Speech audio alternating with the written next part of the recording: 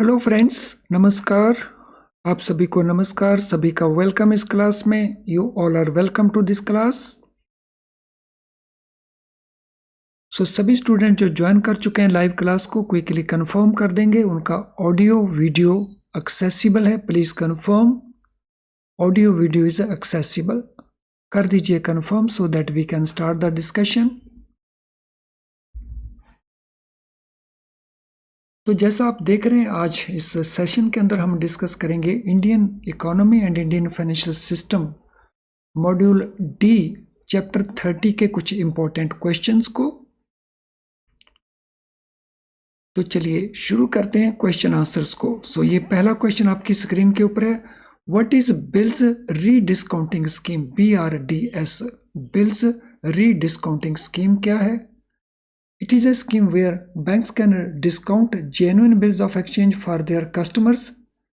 It is a scheme where banks can raise funds by issuing derivative use-as promissory notes on the strength of genuine trade bills discounted by them. It is a scheme where banks can invest in trade bills of other eligible banks, or it is a scheme where RBI provides liquidity to banks for purchasing discounted bills. So question number 1. तो bills rediscounting scheme इनमें से कौन सी represent हो रही है? Option A के द्वारा, B के द्वारा, सी के द्वारा या डी के द्वारा?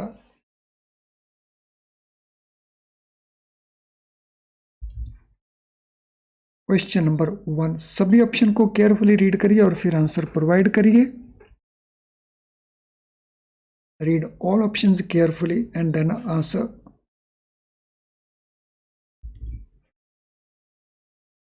सो answer here will be B. B इसमें आंसर बनेगा। तो मैं इसको एक्सप्लेन कर देता हूं कि बी आंसर क्यों है।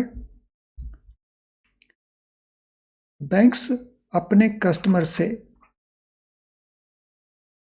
जो उनके बोरोर्स हैं, बोरोर्स जब गुड्स को सेल करते हैं ऑन क्रेडिट, तो वो बिल रेज करते हैं ऑन द बायर्स, और ये बिल्स यूज आस बिल्स होते हैं, यानी इनमें मेच्योरिटी डेट दिया होता है फ्यूचर का। तो इन बिल्स के अगेंस्ट ये बोरोर पैसा ले लेते हैं बैंकों से, और बैंक अपनी लिक्विडिटी के लिए क्या करते हैं, इन बिल्स के बेसिस के ऊपर प्रोमिसरी नोट इशू करके आगे कहीं और से पैसा ले लेते हैं। तो इस प्रोसेस को हम कहते हैं बिल्स रीडिस्काउंटिंग स्कीम। यानी पहले इन बिल्स को डिस्काउंट करते हैं बैंक्स, और फिर वो पैसा लेने के लिए इनको रीडिस्काउंट करवा लेते हैं with other institutions. What is minimum and maximum tenor of bills rediscounting scheme transactions? तो BRDS की जो ट्रांजैक्शंस हैं उनमें minimum and maximum tenor means period कितना होता है? तो मिनिमम होता है 30 डेज का, मैक्सिमम होता है 60 डेज का। B minimum 15 days, maximum 90 days. C minimum 90 days, maximum 180 days. And D minimum 60 days and maximum 120 days. तो कौन सी ऑप्शन आपको लगती है कि वो करेक्ट ऑप्शन है? Question number 2।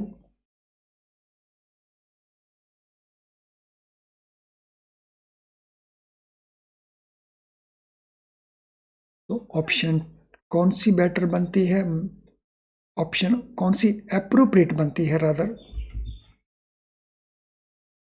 तो आंसर हमारा बनता है इसके अंदर बी, कम से कम 15 दिन, ज्यादा से ज्यादा 90 days.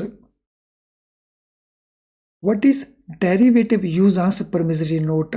Derivative usance promissory note क्या है जो बिल्स रीडिस्काउंटिंग स्कीम में इशू होता है? Promissory note drawn against underlying bills that is delivered while rediscounting the bills. Promissory note issued by RBI to provide liquidity to banks. Promissory note drawn against underlying bills that is delivered to the borrower. Promissory note drawn against underlying bills that is delivered to the lender. तो question number 3, तो derivative use of promissory note क्या है? Under bills rediscounting scheme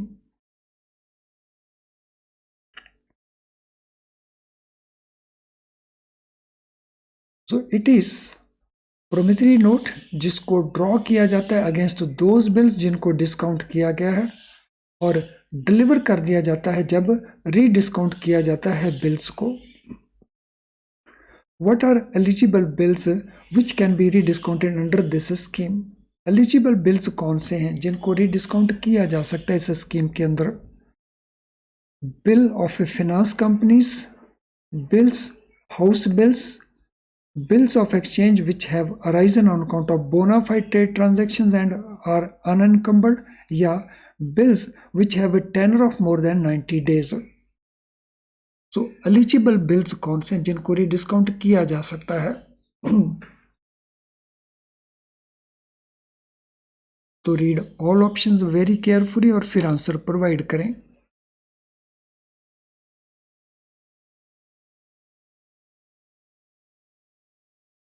तो इसमें हमारा answer बनता है सी, bill of exchange, जो जेन्युइन ट्रांजैक्शन को रिप्रेजेंट करते हैं। बोनाफाइड मीन्स जेन्युइन ट्रांजैक्शंस, और जिनके ऊपर किसी प्रकार का कोई चार्ज क्रिएटेड नहीं है, अनएनकम्बर्ड हैं वो।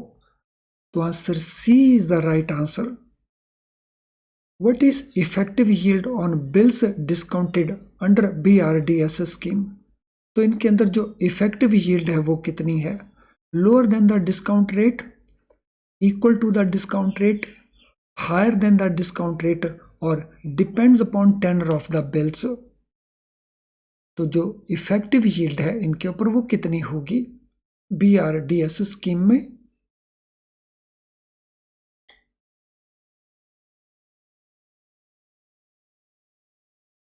सो जो इफेक्टिव यील्ड है that is higher than the discount rate, discount rate से वो हायर है।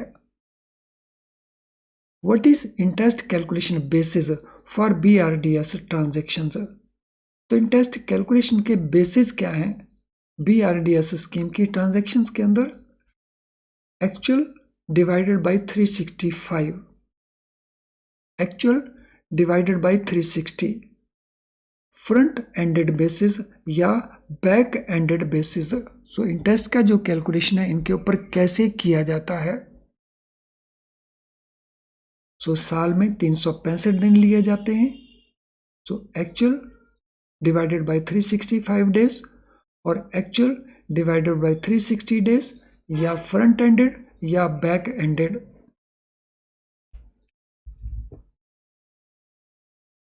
क्वेश्चन नंबर 6, क्या आंसर रहेगा क्वेश्चन नंबर 6 के लिए? So it is actual divided by 365 days. तो ये बेसिस लिया जाएगा। So actual number of days कितने दिनों के लिए डिस्काउंटिंग किया गया, divided by 365 days. What happens to the advance of a bank boring under BRDS scheme? So what happens to the advances of a bank borrowing under BRDS scheme? They increase to the extent of borrowing, they remain same, they get reduced to the extent of borrowing, or they get transferred to lenders books। तो जो loan दिया गया bills के against, तो उनमें क्या happen होता है? वो इंक्रीज करते हैं, वही रहते हैं, कम हो जाते हैं, या उनको ट्रांसफर कर दिया जाता है लेंडर्स बुक्स में। So what happens to the loans advances given against bills?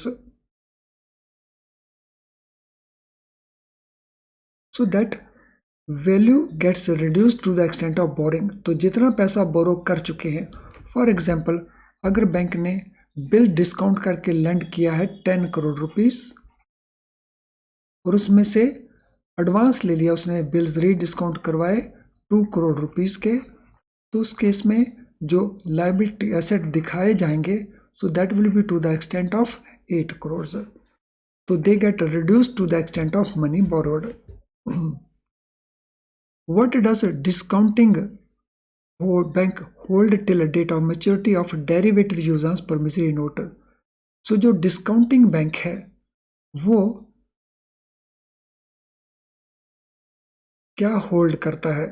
Lenders books में, अनएनकम्बर्ड यूजांस बिल्स की फॉर्म में, सर्टिफिकेट ऑफ बोरोर्स की फॉर्म में, या डेरिवेटिव यूजांस प्रॉमिसरी नोट्स की फॉर्म में।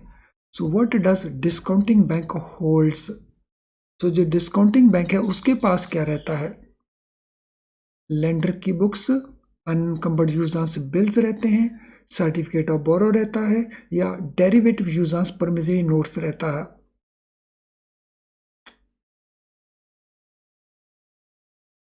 सो इट इज अनकम्बर्ड यूजांस बिल्स रहते हैं डिस्काउंटिंग बैंक के साथ।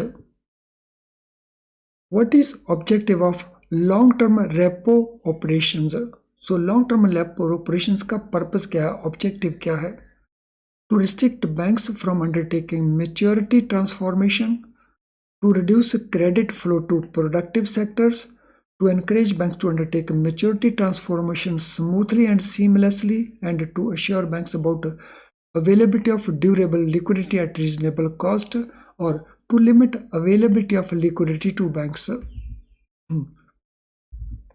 So long term repo operations, इनका पर्पस क्या है, इनका ऑब्जेक्टिव क्या है? Question number 9।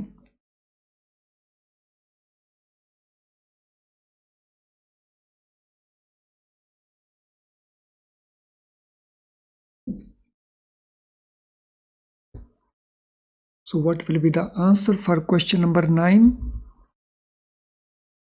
तो आंसर बनेगा हमारा सी, बैंकों को एनकरेज करना कि जो उनके पास सिक्योरिटीज हैं उनका ट्रांसफॉर्मेशन वो स्मूथली करें, और एट द सेम टाइम बैंकों को ये अश्योरेंस भी है कि उनको ड्यूरेबल लिक्विडिटी अवेलेबल रहेगी, और वो भी एक रीजनेबल कॉस्ट के ऊपर। When was LTRO introduced? Long term repo operations RBI ने कब इंट्रोड्यूस की? फरवरी 2020 के अंदर, फरवरी 19 के अंदर, मार्च 2020 के अंदर, या जनवरी 2020 के अंदर? तो ये ऑपरेशंस कब इंट्रोड्यूस की गई, लॉन्ग टर्म रेपो ऑपरेशंस, जिसमें मैच्योरिटी ट्रांसफॉर्मेशन है? So this was introduced in February 2020. What is total amount of liquidity which can be injected through LTRO? LTRO के अंदर तो टोटल लिक्विडिटी कितनी इंजेक्ट की जा सकती है? Up to ₹50,000 crore, up to ₹1 lakh crore, up to ₹2 lakh crore, या up to ₹5 lakh crore?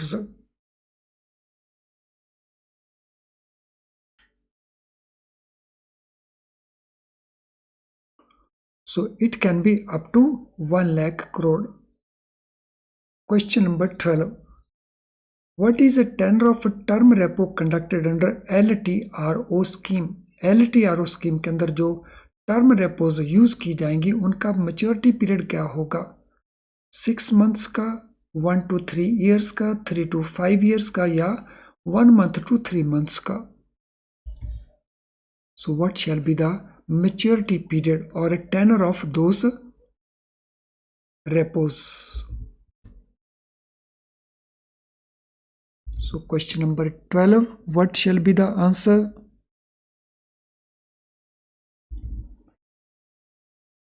Question number 12 के लिए आंसर रहेगा बी, 1 साल से लेके 3 साल तक उनका टेनर है। How are LTRO conducted? LTRO conduct कैसे होते हैं? On LAF and MSF platform, through direct lending by RBI to banks, on e-Kuber platform, या थ्रू कमर्शियल पेपर इशुएंस? तो long term repo operations conduct कैसे होते हैं? जो प्लेटफॉर्म लिक्विडिटी एडजस्टमेंट फैसिलिटी और मार्जिन स्टैंडिंग फैसिलिटी का है, या through direct lending by RBI to banks है, या ई-कुबेर जो रिजर्व बैंक ऑफ इंडिया का CBS सिस्टम है, या कमर्शियल पेपर इशू करके?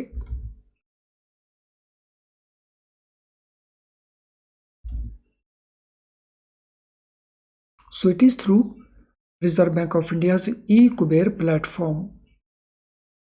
What is minimum bid amount for LTROs? LTRO के लिए जो बिड अमाउंट है मिनिमम कितना होना चाहिए अगर किसी बैंक ने पार्टिसिपेट करना है? ₹10 लाख, ₹1 करोड़, ₹5 करोड़, या ₹10 crore? Minimum bid amount in LTRO. Long term repo operations.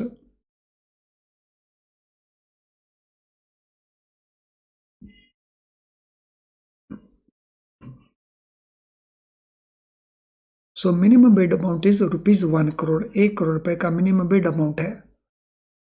How allotment done in case of over subscription of notified amount in case of LTRO? LTRO के केस में, यहाँ पे LTRO मेंशन होना चाहिए था, मेंशन नहीं है, लेकिन क्योंकि अभी हम LTRO को डिस्कस कर रहे हैं, तो अगर ओवर सब्सक्रिप्शन होता है तो अलॉटमेंट कैसे किया जाएगा? First come first served basis, pro rata basis, only to banks that bid or above policy repo rate, only through lottery system. तो ये अलॉटमेंट कैसे की जाएगी?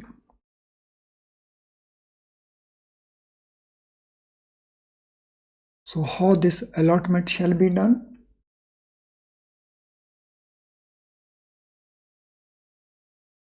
So it will be on pro rata basis, यानी यहाँ पर ओवर सब्सक्रिप्शन होता है तो अलॉटमेंट कैसे करेंगे? प्रोरेटा। प्रोरेटा का मीनिंग है प्रोपोर्शनेट बेसिस के ऊपर।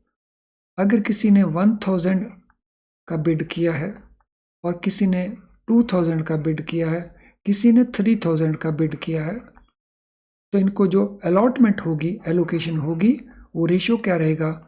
1:2:3। तो जिसने 1000 अप्लाई किया उसको 1 मिल जाएगा 1 की रेशियो में, जिसने 2000 अप्लाई किया उसको जो रेशियो बनेगी 2 की बनेगी, और जिसने 3000 अप्लाई किया उनको रेशियो बनेगी 3।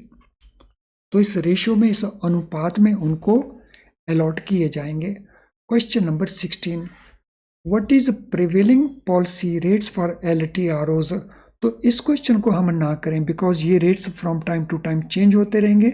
सो let us not go about this question. अगले क्वेश्चन के ऊपर चलते हैं, और अगले क्वेश्चन में जाने से पहले लाइक डिसलाइक जिन जिन स्टूडेंट्स का अभी तक नहीं हुआ है क्विकली कंप्लीट कर देंगे लाइक डिसलाइक को। और मीन वाइल याद रखेंगे, जैसे जैसे आपका एग्जाम पास में आ रहा है तो वैसे वैसे आपको प्रैक्टिस इंक्रीज करनी पड़ेगी क्वेश्चंस की। सो क्वेश्चंस की प्रैक्टिस के लिए आपको क्वेश्चन बैंक अवेलेबल हो जाएगा हमारी ऐप के अंदर, जिसको आप यूज कर सकते हैं। तो अगर आपने क्वेश्चन बैंक अभी तक यूज नहीं किया है तो you must start doing it, so that आप अपने स्कोर को इंप्रूव कर सकें।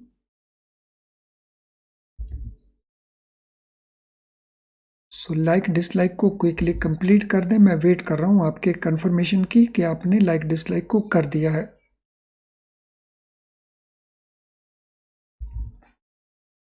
तो आप कंटिन्यू करेंगे लाइक डिसलाइक को करना। मैं अगले क्वेश्चन के ऊपर चलता हूं। क्वेश्चन है next, what are targeted long term repo operations? Targeted LTRO क्या है? Repo operations conducted by banks to ensure adequate liquidity for specific sectors. Repo operations conducted by RB to ensure adequate liquidity for specific sectors. Repo operations conducted by RB to ensure adequate liquidity for all sectors, या repo operations conducted by RB to reduce liquidity in the market.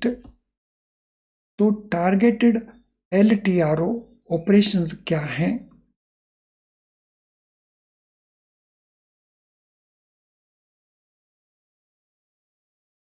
Targeted LTRO, तो एक है LTRO और दूसरे targeted LTRO।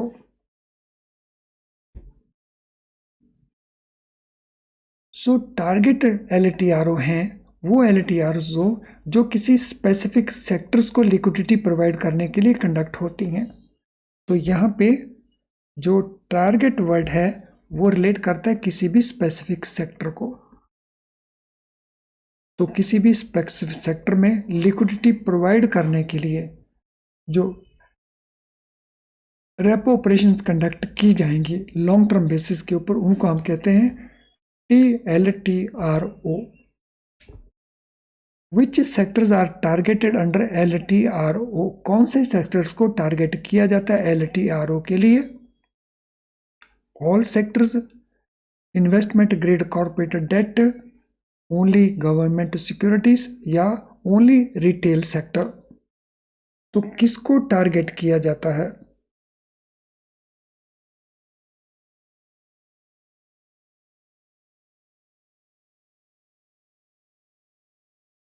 So these are investment grade corporate date.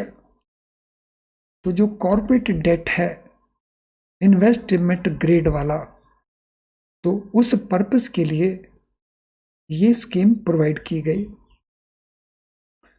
What is purpose of TLTRO? इसका purpose क्या है? तो ये हमारे डिफरेंट ऑप्शंस हैं।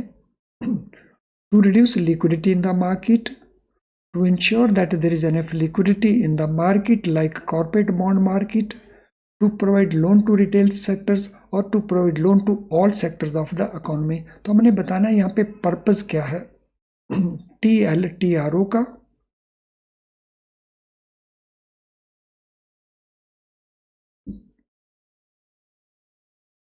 तो ऑलरेडी क्वेश्चन नंबर 18 में हमने डिस्कस किया है, या क्वेश्चन 17 में जो डिस्कस किया उसके बेसिस के ऊपर आप आंसर दे सकते हैं। और आंसर हमारा बन जाता है B, to ensure that there is enough liquidity in the market like corporate bond market। corporate bond market में जो enough liquidity available रहे। और interest rate determined under TLTRO। TLTRO में इंटरेस्ट रेट का जो डिटर्मिनेशन है वो कैसे होता है? Fixed rate which is determined by RBI, floating rate which is linked to policy repo rate, floating rate which are determined by banks, या fixed rates which are determined by banks. तो how the interest rates are determined under TLTRO?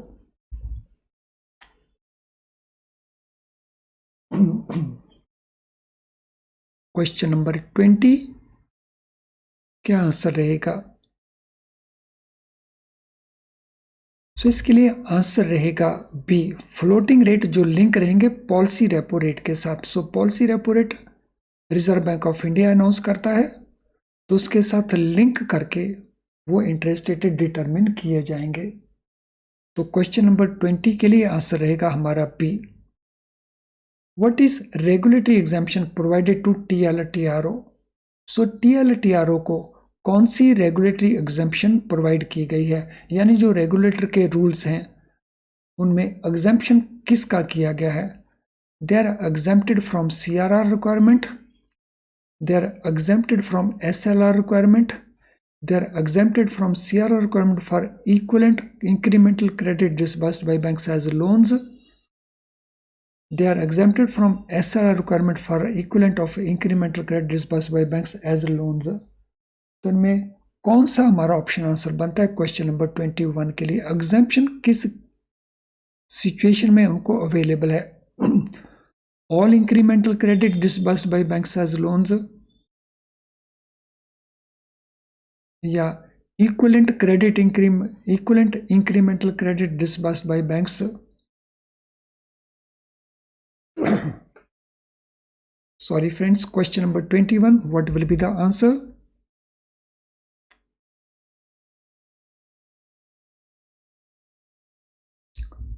So question number 21 के लिए it will be answer C. So they will be exempt from CRR requirement for equivalent incremental credit. So जितना incremental credit bank disburse करेंगे उसके equivalent amount के बराबर exemption मिल जाएगी for TLTRO purpose. What is the difference between LTRO and TLTRO? दोनों के अंदर difference क्या है? तो ये सभी ऑप्शंस को ध्यान से पढ़ेंगे और फिर आंसर करेंगे। LTROs conducted for all sectors, TLTRO conducted for specific sectors।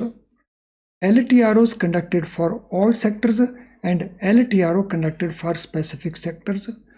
TLRO and LTRO conducted by banks while LTRO are conducted by Reserve Bank। TLTRO are exempt from CRR requirement while LTRO are not। तो हमने बताना है difference point क्या है दोनों के बीच में।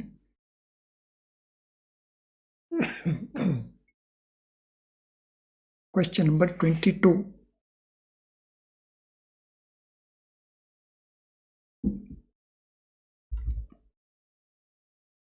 So difference point बनता है बी। जो TLRTO है सो बी नहीं, इसमें आंसर हमारा ए बनेगा। तो आंसर हमारा ए बनना चाहिए।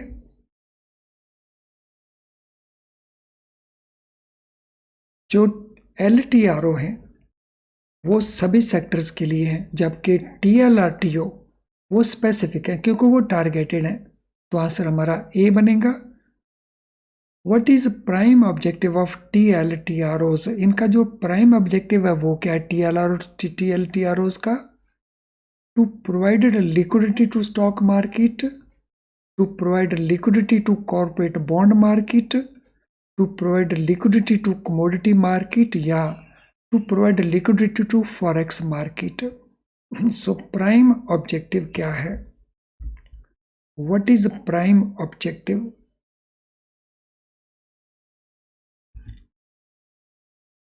TLTRO का। सो जितनी डिस्कशन हमने अभी तक किया उसके बेसिस के ऊपर इसका आंसर तो आपको इमीडिएटली दे देना चाहिए। तो ये है लिक्विडिटी प्रोवाइड करना कॉर्पोरेट बॉन्ड मार्केट को। When was first TLTRO launched by RBI? सो पहला TLTRO RBI ने कब लॉन्च किया? February 17, 2020, February 24, 2020, March 27, 2020 या April 17, 2020? कब लॉन्च किया गया first TLTRO?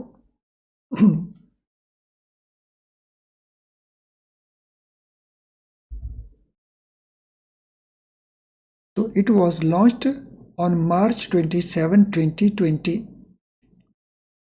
How many trenches were completed under first TLTRO? सो कितनी ट्रेंचेस को कंप्लीट किया गया था फर्स्ट TLTRO में? 1 ट्रेंच को, 2 ट्रेंचेस को, 3 ट्रेंचेस को या 4 ट्रेंचेस को? So how many trenches were completed under first TLTRO? So इसमें 4 ट्रेंचेस को कंप्लीट किया गया था फर्स्ट TLTRO में। What was purpose of TLTRO 20? तो TLTRO 20 यानी उसका जो सेकंड वर्जन है उसका पर्पस क्या था? To provide liquidity to stock market, to provide liquidity to commodity market, to provide liquidity to foreign exchange market, या to provide to support funds injection to NBFCs through banks.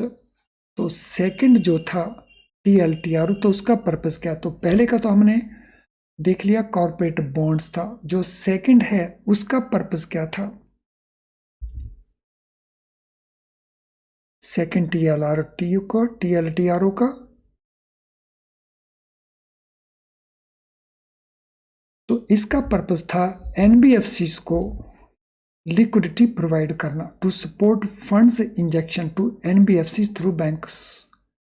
तो banks NBFC के instrument को purchase करके उनको funds provide करें। तो this was the purpose. और last question है, under TLTRO banks are required to invest in which of the following? So TLTRO में बैंक्स को किस में इन्वेस्ट करना होता है? इक्विटी मार्केट में, प्राइमरी सेकेंडरी मार्केट सिक्योरिटीज में, क्रिप्टो करेंसीज में, या रियल एस्टेट के अंदर? तो कहाँ उनको इन्वेस्ट करना होता है बैंकों को?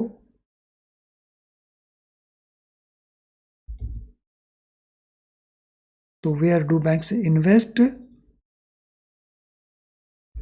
तो बैंक इन्वेस्ट करते हैं प्राइमरी और सेकेंडरी मार्केट सिक्योरिटीज में। मेनली इनमें डेट सिक्योरिटीज रहती हैं। तो चलिए फ्रेंड्स, आज का सेशन वाइंड अप करने से पहले आज के सेशन के रिलेटेड आपका कोई भी क्वेश्चन हो तो आप उसे इस वीडियो के कमेंट बॉक्स में टाइप कर सकते हैं।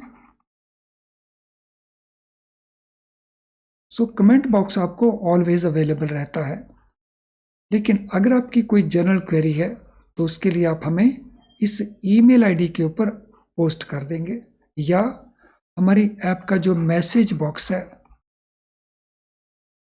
तो उस मैसेज बॉक्स में भी आप अपने मैसेज को पोस्ट कर सकते हो। तो अगर आपने हमारे ऐप को अभी तक इंस्टॉल नहीं किया तो इंस्टॉल कर लीजिए, so that may be of great use to you. चलिए अब इस सेशन को वाइंड अप करते हैं। Thank you friends, all the best.